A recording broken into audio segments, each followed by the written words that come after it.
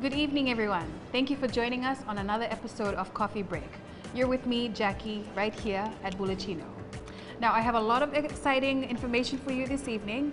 And first up, for those of you that have decided to maybe move into a healthy lifestyle or trying to change your habits, joining us is Dr. Anaseni Singatolu and Bedeli Wasnimbo.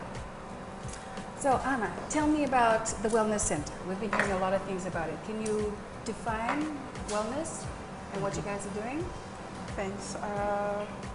Wellness is considered locally as a state of optimal and balanced well-being of body, mind, and spirit, oriented towards maximizing and individual and community's potential, and is maintained at every stage of development.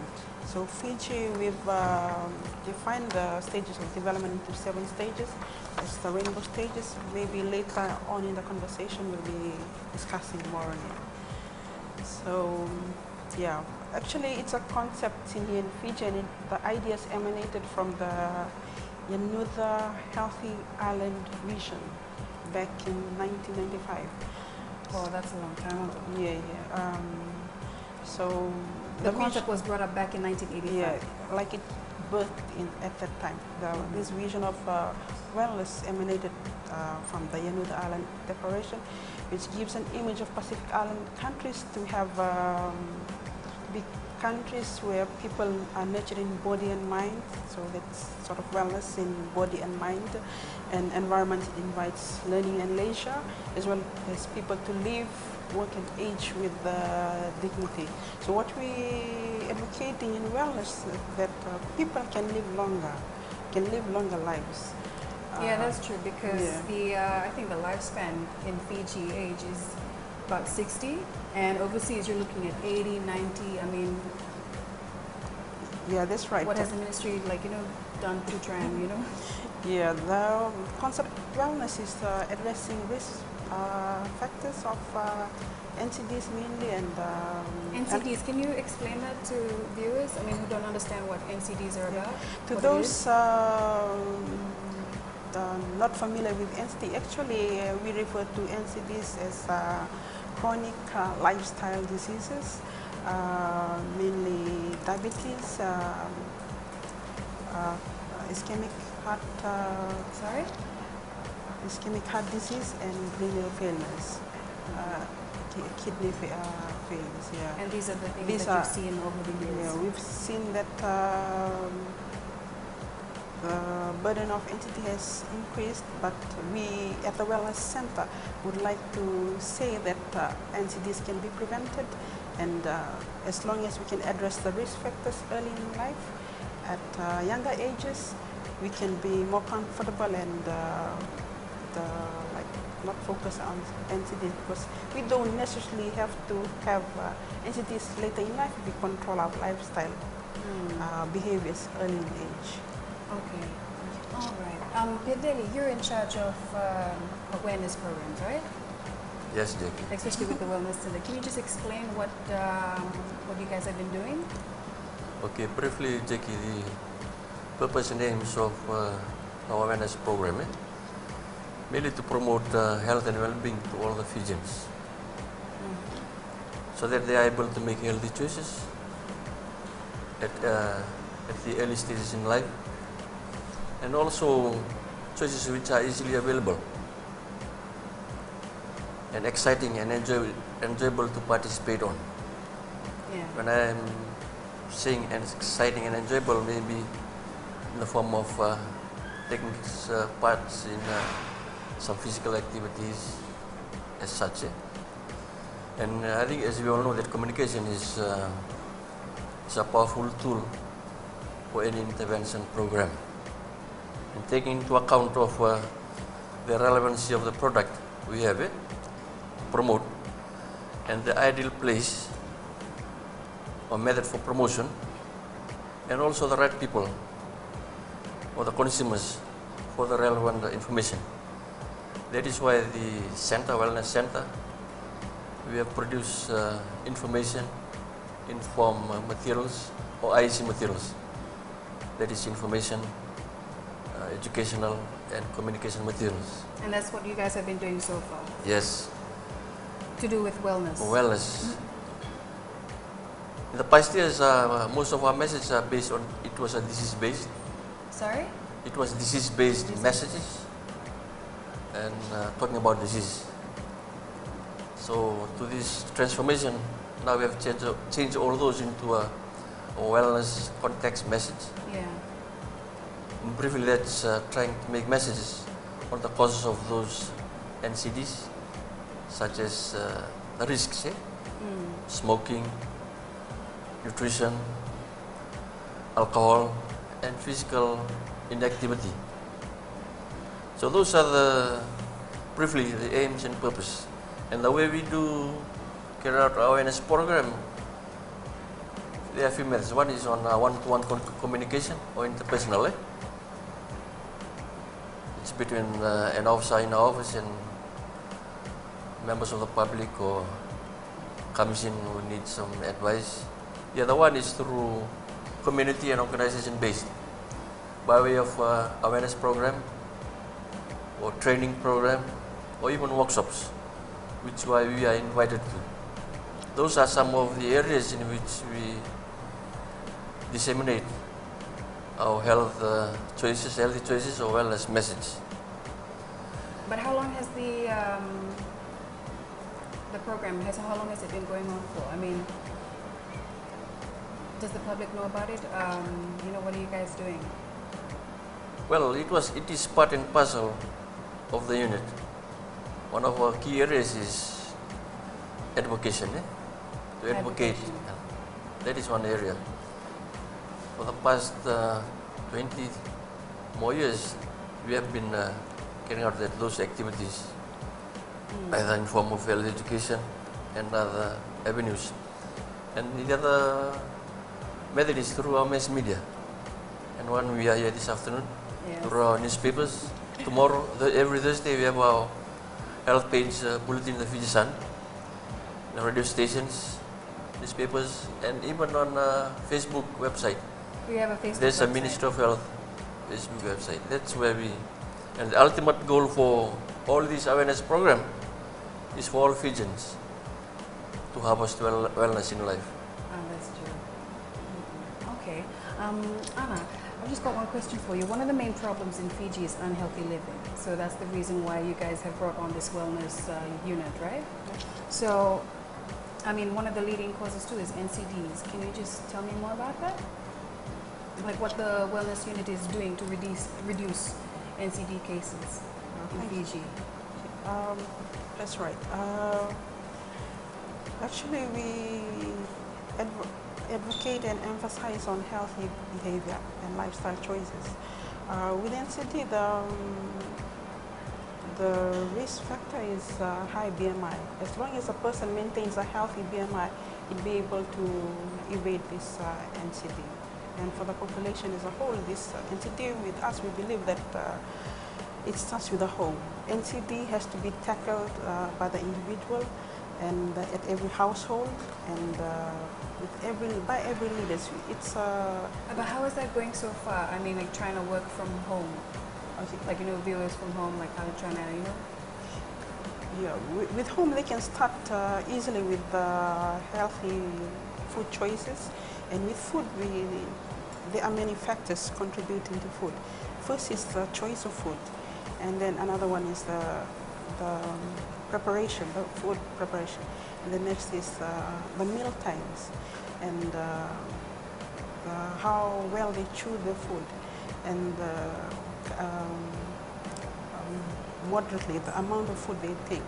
So these habits are learned at home. It's a behavior, and behavior is learned. So what we emphasize and would like to encourage for meal preparers at home to exercise moderation and But have you guys put anything out to the media regarding all of this, gone to schools, like to the community? With this same message, we're trying to advocate in schools as well, with the healthy canteens and healthy schools, and also in the workplaces. We encourage Healthier choices instead healthy of choices. eating out all the time. Instead of eating out all the time, they can prepare their foods from home and then bring it to work instead of indulging in the Snacks snacks and McDonald's. and poor food choices. True, true. Yeah. All right, well, thank you. Sorry, we're running out of time, but is there anything that you'd like to share with our viewers back home on maybe how to improve, their lifestyle, make better life, food choices on their diet? Jackie, just an advice. I think Fiji and the Pacific region, have been declared as on NCD crisis, or non-communicable disease crisis, from 2011, from the Pacific Ministers of Health meeting, which was held back then. That is merely due to the alarming increase and the burden of non-communicable disease in each country. So when we talk about non-communicable disease, it's in Fiji context, it is diabetes, high blood pressure, cancer, accidents, and cardiovascular, and this can be controlled or solved. How would you tell someone, especially Pacific Islanders, because we love our food, how to cut down? What would be one of the things you would tell them to cut out? Okay, to make it more simple, in brief, what I mentioned earlier, that it is high time that for us, Fijians, to look at NCD as a social issue. It is not a medical problem. So when you talk about social issue, those diseases are being brought up by due to our lifestyle, what we eat, Yeah, that's true. what we have been breathing, what we have been drinking. So it is a social issue, it's not a medical issue. And a high sugar level, high blood pressure, and high cholesterol, those are social issues. So it requires solution from the social sector, back at home, from the kitchen. Salt content intake, the sugar intake, whatever the parents have been breathing. Thank you, Anna and Pideli, for joining us this evening. Everyone back home, we're going to take a short break, but don't go anywhere, because joining us next are those that were involved in the Fiji Music Day.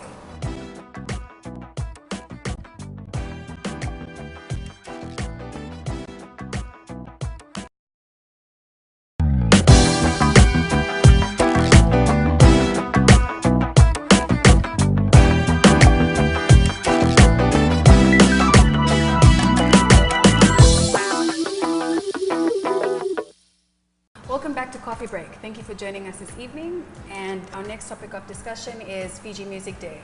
For those of you that missed out, right here with us is Jules Imran, the first counselor for Embassy of France, and Amadine Nirit, Director of Classes French of the Alliance Francaise. Yes, okay. Well, the first thing I wanted to talk about was Fiji Music Day. A lot of people missed out. It was in June. Can you tell me more about it? Yes, thank you very much, first of all, and good evening. Just before to begin, I would like to have a special thought for my fellow French today, Sure. because it is our National Day on the 14th of July. And we are celebrating the French values of liberty, equality, and brotherhood, which is our motto, our French motto. Oh. So it's another big event, and it's less than a month after the celebration of the French Music Day. The French Music Day is something that was created in France in the beginning of the 80s by the French Ministry of Culture, and which were exported in fact all around the world. And today it is celebrated worldwide on the 21st of June, because it is in France. Everywhere. Yes, everywhere, because it is in France the first day of the spring. So the spring season is when everything rebirths and restarts. So it was a day that we decided to celebrate with music, and it had a lot of success all over the world. And thanks to the Alliance Française also, we can have it today in Fiji. When I say And how long has it been running? In Fiji, several years now, and what's really amazing is that it began with a really little concert in the backyard of the Alliance Française, and it's now really a very big success because I think we had 8 hours of 8 hours of live music and dance. This is the one that was in June. Yes. And every year it's always around that time? Yes. 8 hours of music. Yes, Wow. it's the whole afternoon. Usually it starts around 3 o'clock with dance performances and children and also school bands, and it continues until late with performers coming from New Caledonia and local performers, amateurs and professionals. So it was a big success this year. Oh, that's nice. Is it the same performers and dancers that perform every year? Not necessarily, because we do encourage people to show their talents, and we have the same bands, sometimes that's very famous bands here in Fiji, but we also welcome new music bands and new dancers because it's for them the occasion to share what they do, to share their talents and to show what they can do. So for us it's a good way to promote the diversity of culture in Fiji and also in arts. Because the aim of the mission of the Alliance Française here in Suva is to promote culture and exchange between French culture, Fijian and Indian culture. So in this the event that happened in June, you had a mixture of everything. Yes, we Indian did. dances as well, Bertuman, Tuvaluan, or Yes, a mix of a bit of everything. We had the participation of Vo Dance Group. We had a band from New Caledonia called Brian. We had Deja Vu. We had Suva Grammar School students, and I forget many of them. But it was something really. It was a mosaic of many different kind of musics and dance. It is really the spirit of Fête de la Musique, you know, to let a chance to people who are not famous to express themselves. Because today we have the internet, etc. But back in the 80s we didn't have that. And so the fact was that a lot of people were playing music, but were really unknown from the public. So it's to give them a chance to produce themselves in public. And that's why we tried to do. So people have to apply a bit before because we have only one place. So there were a lot of applications for the event? Yes, a few applications, and the thing is that it has to be made in advance, but people can easily contact us and tell us if they want to perform and what kind of performance they want to do. Do they have to pay a fee or anything like that, no. or is it all free? The spirit of Fête de la Musique, Fiji Music Day, is that it's a totally free event. It's free of charge. It's open to everyone. So this is the good thing. And here in Fiji, we had one dimension: is the regional integration of our the French Pacific territories. You know that France has 3 territories in the Pacific: New Caledonia, Wallis and Futuna, and French Polynesia. Yes. And so every year we welcome a group from New Caledonia, and this year it was Brian. And it is an operation we do thanks to the support also of the government of New Caledonia. And so it's something very important because the regional integration is of our territories in the Pacific is one of a driven force really of our action here in Fiji as an embassy. So with the music day that's held in New Caledonia or French Polynesia, does any of our local artists, I mean, if they want to go over and perform there, do they have that opportunity? It can help. Usually, I mean, this kind of event is a first step for them to be known as artists and maybe to travel a little bit and to be discovered in other territories around Fiji. So this is really something interesting. And we had really great moments because, for instance, the group from New Caledonia, they had the chance to perform with Tom Maui, with Lysa also, and it was really a wonderful opportunity to see also the mix, you know, of regional culture. And Sarah Serevi.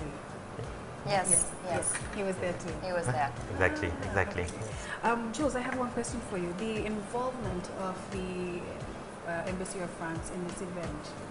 Yes. Can you explain more? Yes, so you know, as an embassy, we have several missions, and one of our important mission is this regional integration, and we do it really a lot through cultural event and cooperation. Cultural? So, cultural event and cooperation.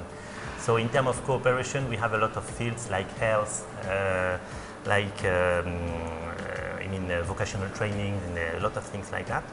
And in terms of cultural events, we work together. We have a cultural section in the embassy, and we work together with the Alliance Française, which is really the main operator for all the cultural actions. So we provide a lot of support to the Alliance Française here in Suva, and also we have an alliance also in Tonga, which opened very recently. Yeah. So it's if you prefer, we are in charge of the hard, and they do the soft with the implementing the actions and things like that. Okay, okay. Just before we wrap up, I just wanted to ask you, like, for the for locals, musicians, singers that have missed out on the show, like, what can you advise them for next year's show? Is there always a theme for every different year? Yes, every year there is a theme, and it's decided in Paris by the main coordination of Fête de la Musique. So we know about the theme a few months in advance.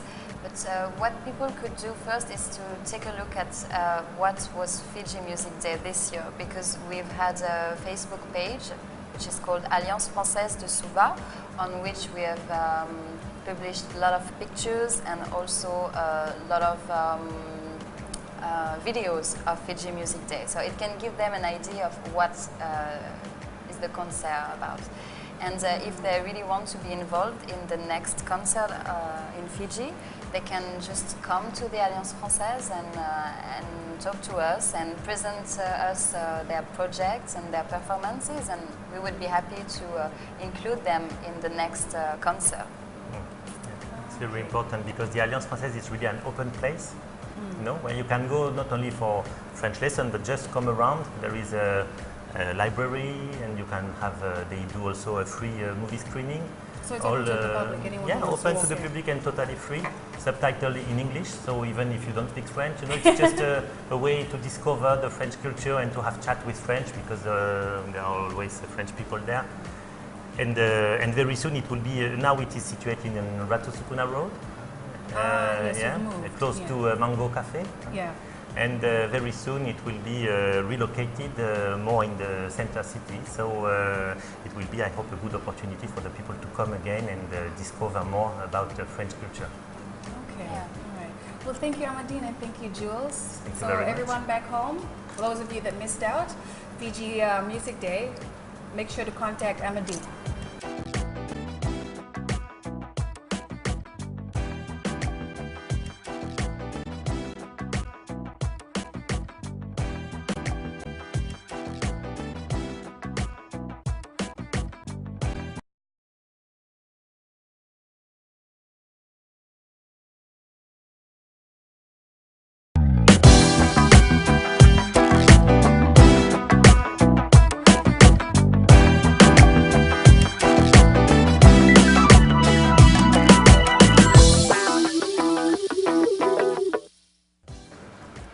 Welcome back to Coffee Break, and thank you for joining us.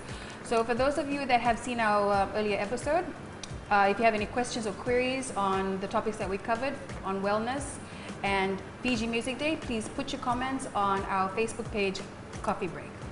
Now, not wasting any more time, joining us right now is Raymond Inia from Fiji Outrigger. Hi, Raymond. Hi, Jackie. Thank you for joining us. Thank you for inviting me, and it's a pleasure to be on the show tonight. Well, thank you for being here. So just tell me more about Fiji Outrigger. Well, basically, Fiji Outrigger is the association that's looking after outrigger canoeing in Fiji. And that's a sport that involves paddling. The other sports that involve paddling would be kayaking and stand-up paddling. But outrigger canoeing is specifically with outrigger canoes. We have V1s, which allow our members and participants to actually... For those of us that are watching, can you explain what's a V1? Okay, V1 is a one-man canoe, and it's an outrigger canoe, and it's normally manned by one person. So the races are actually individual races and that. And each club will actually have members that will participate in our V1 races, and basically it's mainly for our V1 sprints and V1 marathon seasons. Basically. How is paddling coming along? I mean, when did it first start? I'm not really sure when it first started. Okay. I just joined the paddling in 2000, I think it was 2009, through the Business House competition. But it's been around for a while. I think it started back in the early 80s. In the early 80s? Or late 80s. I remember seeing paddling when I was around 89 and that, so... And that's here in Fiji? Yes, that's here in Fiji. But I think it was with a small group of people, and there was a few clubs. I think it was 2 clubs that actually started the sport in Fiji. It's actually grown to 3 clubs in Suva. We have a club in Pacific Harbour, and we also have a club in Nandi. There are some other clubs that are inactive at this moment, but those are the active clubs. Why is that so? I think it's basically you need to have committed people to actually run the clubs, and there's a lot of passionate people out there that enjoy the sport, but I think it's the time and just organizing club team training sessions, and also organizing the team to participate in the FO sanctioned events, which are regattas that we have through the season. Okay. What is the exposure that, I mean, if anyone that wanted to join, that they have, like if they wanted to go into, the South Pacific Games or even possibly any international matches and stuff like that? Well, I think it's one of the sports that that it's quite easy to get into. I mean, if you look at other sports, with outrigger canoeing, we cover all ranges. So basically, we have a juniors division, so they go up until the under 19s. We have an open men's division, which starts where our members actually start from the age of 20 to 40, and we have a masters division that allows those that are 40 plus to actually compete. There's quite a bit of competition that's out there, and it all depends on the clubs actually mustering up their members to actually join the teams and actually put teams together so that they can actually participate in these events and that. Has the, I mean, like how many teams are there? What's the progress been like over the years? In Suva we have, basically the promotion, the development of the sport is actually, I think it's a joint effort between Fiji Outrigger and the clubs. The Business House Regatta is a good example of Fiji FO event. One just finished. Yeah, how did that go? That's correct. That finished, and that went pretty well. And the Business House Regattas are one of the events in the FO calendar. It's, that kind of breaks the season. We have 2 seasons, a sprint season and a marathon season. And in between, we actually have the Business House Regatta. Through the Business House Regattas, we actually are able to recruit members into the different clubs. So what happens is FO organizes the Business House Regatta, and the clubs actually go out and they lobby for teams and that. And so once the team comes under club's umbrella, they would actually train them and prepare them for the regatta. And after the regatta, what we try and do is recruit these members into the teams, into the clubs. And what's the response from the businesses? It's been pretty well. We've had the sport's been growing. So previously we used to have around 32 teams. Last year I think it was 35 teams. This year it's 38 teams. So. And a lot of the teams are actually, a lot of companies that come into the Business House basically are putting in fielding 2 or 3 teams this year. And that's been the growth in the sport, is that we're not seeing just one team from a Business House. We're having 2 or 3 teams from one business. From one Business House. What we also noticed too is that because we're having a lot of the members from the Business House join the clubs, we're seeing a lot of the teams, which are the #1 teams, that were filled with FO members. So, and that's just a testament to what's happening with the Business House and how well the regattas actually providing members to the clubs and that. There's a good response from, I think, the businesses for Business House Regatta here in Suva. What about the West? The Western Business House just finished last Saturday. I think they had 10 teams participate in that. Oh, so there's a separate competition Yes, there's for a separate those in the competition West? for those in the West. We also allow the teams from the East here to travel to the West and participate there. But I think it's just the traveling and the cost that's involved to participate in a regatta in the West. We had a couple of teams in previous years that traveled, and it's a fun event, you know. So there's all the traveling and the excitement around that teams from the East travel to the West to actually participate in that. So the Eastern teams, we had 38, and I think the West we had 10 teams this year that registered. So that's a good number for FO in terms of the business houses and the teams. And what was it like last year? Last year we had, I think it was 35 teams. No, you said for the West? Oh, for the West, I'm not really sure. I think last year we didn't have a business house in the West. Also, this year was the first one? No, this is, I think we've missed last year, but this year was, it was revived again, so we had teams, and these are Western teams that participated. I think there were a few teams from Suva that actually went out, but they didn't participate in the Suva business house. They went straight and participated in the Western business houses. Yeah. Okay. You know, with paddling, I hear that there's some schools, high schools, that are involved in the competitions. That's correct. How's that going with the development? That's part of the junior development program that's out there. Like I said earlier, the development is really a collaboration between Fiji Outrigger and the clubs. And Fiji Outrigger have a junior development program that they've initiated this year. Part of that is actually we've started a coaching clinic for coaches for the juniors, and that's to make sure that they're certified, and so when they take the juniors out, all the safety requirements are met, and also that we just don't send people out with the kids out into the water, but we have certified that's good to know. Steerers and trainers that go out with these kids. When it comes to, I think the schools getting into the junior teams, so there's a lot of competition with other sports. So you have netball and rugby, that's kind of going on at the moment. How do you draw them in to come into paddling? I think it's mainly through word of mouth and through family. Our junior teams in our club basically are made up of family members and the juniors in our teams, through our families and that. So most of them are basically through our family members in that.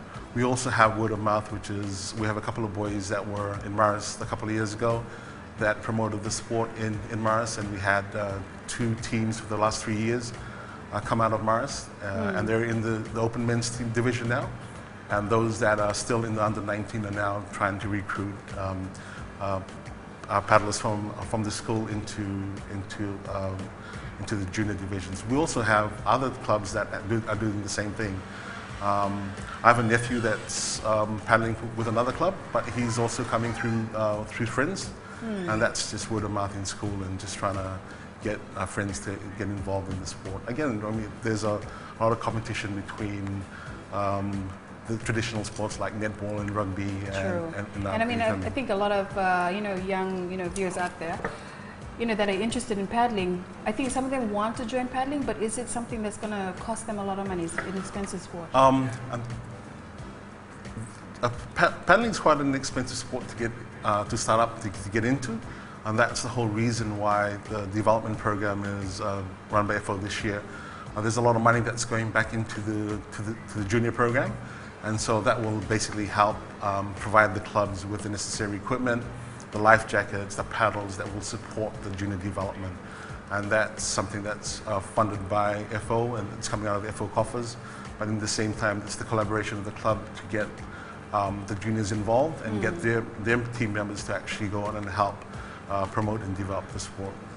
It's a minority sport, but I think there's a lot of interest out there, and we're seeing that through the new paddlers that are coming through. Okay, all right. Well, I've just got to wrap everything up, but Sure. just before I do, I just wanted to ask you one last thing. With paddling, there's a lot of international matches coming up, right? Right. Can you just mention some of them and like what's what are our local paddlers doing right now? Okay, for the so club? in September we have the mini games. Fiji Outrigger has a squad, a men's squad that's actually going down. They're in preparations right now. And we also have two female paddlers that will be racing with the V1 in the V1 division. So we're not sending a V6 team, which is a women's 6-member team. That's the only one that's that Fiji Outrigger is actually preparing for at the moment. Clubs also have their own end-of-year tours and their international events that they normally participate in. And for our club, Tafanga, we're looking forward to the Wakayama in January 2014, and that's the New Zealand International. Oh, that's And exciting. so we're sending an under-19 girls team, a men's team. We're hoping to send a women's team also participate. We're also looking at sending a masters team in the men's division also. Oh, well, thank you, Raymond, so much. But we've just got to wrap everything up. So thank you for joining us. Thank and you. everyone back home, if you're interested in paddling, you can contact Raymond Inia from Fiji Outrigger. Thank you. Thank you. Thank you, everyone, for joining us on this episode of Coffee Break. I'll see you next Sunday.